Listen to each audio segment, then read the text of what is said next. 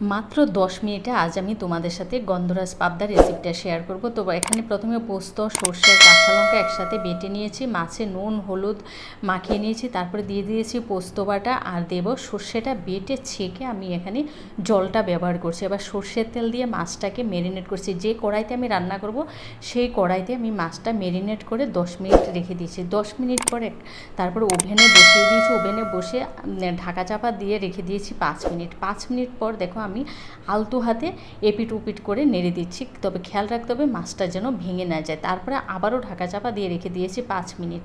ততক্ষণে আমার মাছটা কিন্তু সেদ্ধ হয়ে গেছে। আবার নামানোর আগে দিয়েছি কাঁচা লঙ্কা, সর্ষের তেল আর দিয়েছি 2 চা চামচ গন্ধরাজ লেবুর রস। এবার 1 মিনিট ফুটিয়ে তারপরে গ্যাসটা অফ করে আরও 5 মিনিট ঢাকা চাপা দিয়ে রেখে দেবো। তাহলে দেখতেই পাচ্ছি কত সহজে রান্নাটা তৈরি হয়ে গেল। ভালো লাগলে ভিডিওটা লাইক শেয়ার কমেন্ট করতে কিন্তু একদম ভুলবে না। ভালো থেকো, সুস্থ থেকো, টাটা।